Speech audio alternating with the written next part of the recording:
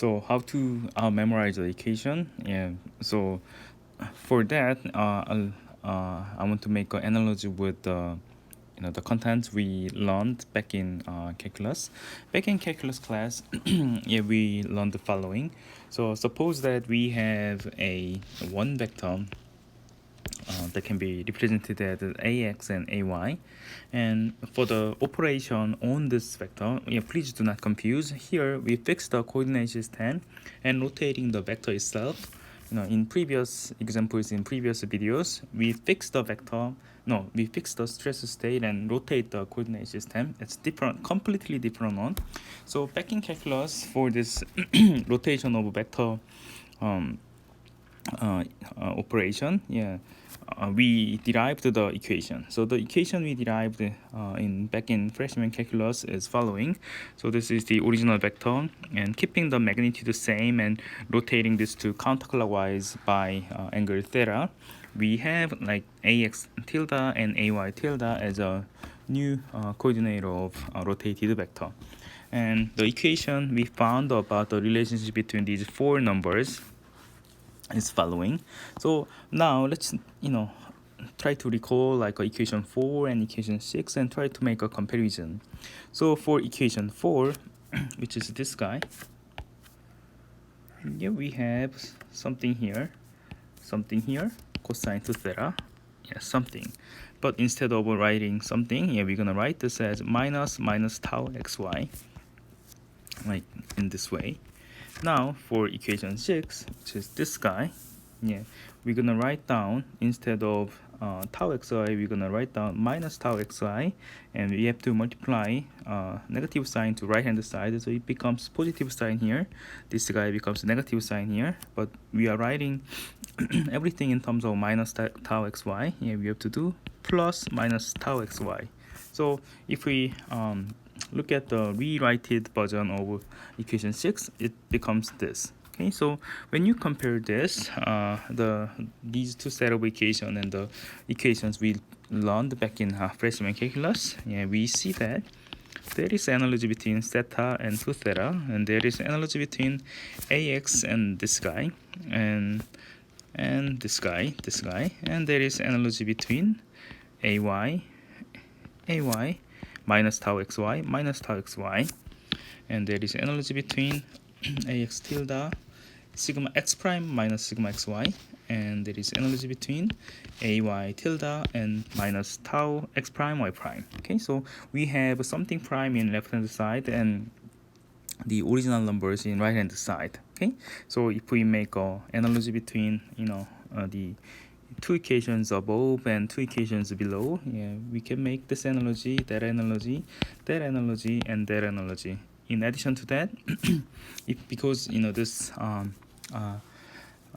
the magnitude is conserved, so that we can write down this for the contents we learned in calculus, and we can do same thing, yeah, by making this analogy and recall our constant we derived in before, like this. Okay, then we find complete analogy. Okay, so we can do we can find these analogy for equation 4 and 6, and we can do same thing for equation 5 and 6, and based on that we can make so-called Mohr'sCircle. Okay, so to summarize, our interest is we have some stress state which can be defined as a three numbers, stress state of plane stress problem, which is defined as three numbers in xy coordinate system. So when we change the coordinate system, even though the stress state is the same, the reading, the number will be different, the component will be different. Okay, so for that we derived the equation between sigma x, sigma y, and tau xy, and sigma x prime, sigma y prime, and tau x prime, y prime. Okay, even though we derived the analytical equation, it's not easy to memorize. So after massaging the equation again and again and again, yeah, we were able to find the analogy between our equation and the vector rotation equation back in freshman calculus. Okay, so what can you do is because there is analogy between this rotation and these numbers, and if you recall these, simply instead of having origin at the 0 and 0, if you have origin at sigma average and 0, you can completely use this analogy. So if you take this as sigma average and try to take sigma coordinate and tau coordinate in horizontal and vertical way, and if you just specify one point called large x as sigma x minus sigma average and minus tau xy, which has analogy with ax and ay. Okay, after the if you think about the graphical meaning of our equation, then it's same as rotating by 2 theta, because instead of theta we have 2 theta equation. Okay, and this is the x prime, and if you can read this x prime position using middle school geometry, you can read sigma x prime minus sigma x average and minus tau x prime y prime, okay, only from this so-called Mohr's circle. Okay, and if you think about this guy's here, this guy's here, it will be the radius of Mohr's circle will be r. Okay, so recall that this is defined as r square in previous page, and we can do same thing for y component. If you take like large y point on the Mohr's circle, Mohr's circle has the center at sigma average and 0, and it has the radius as this guy's here, this guy's here. Okay, after drawing the Mohr's circle, we take 2 points, large x point and large y points, and if we rotate this as 2 theta in sigma tau plane, then we can read y prime, and the meaning of y prime will be sigma y prime minus sigma average and tau xy. Okay, so with this, we can represent our transformation equation into graphical way, and we call this as Mohr's circle. Okay, so this is the original set of equation that we derived. Instead of memorizing this equation, you can use this graphical way to find the relationship between these three and these three. Okay, so you can remember Mohr's circle as sort of the visualization of stress formation equations. Okay, and please check the there is two constant, which is the origin and which is radius squared, the radius of the Mohr's circle. Okay, so here's the summary. We have, suppose that we have some sort of continuum potato, and there is like a 3 force, and suppose that the continuum potato satisfies mechanical equilibrium, and given one point there will be a unique stress state. However, even though there is unique stress state, depending on your coordinate system, reading of stress component will be different. It's the same as like a vector. Even though there is one unique vector at one point, depending on your coordinate system, whether it is xy coordinate system, whether it is x prime y prime coordinate system, the reading or the component of vector can be different. Okay, so the first way is to memorize this equation. I'm sorry that for those of you who have really good memory, sorry that you have to use Mohr's circle even though you can memorize this. However, because this is class for most of normal people who does not have good memory, then we teach you how to use Mohr's circle.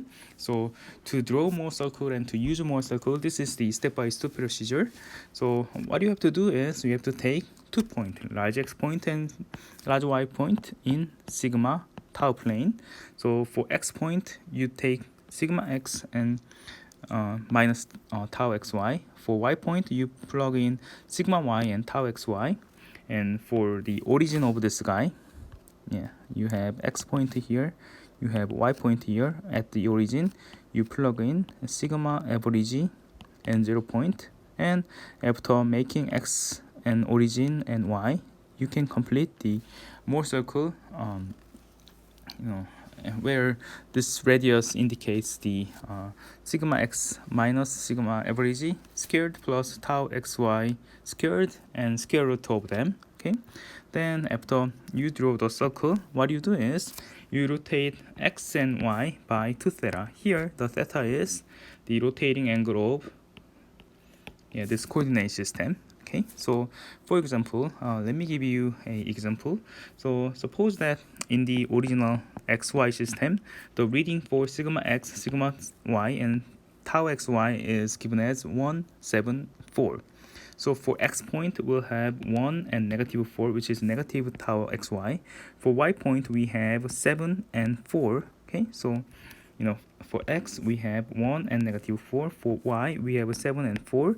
And for sigma average, which is 1 plus 7 over 2, which is 4 and 0. So this will be our origin.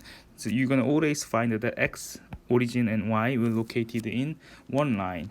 Then using this origin as a center, you can make a full circle. And if the problem asks you, okay, the coordinate system is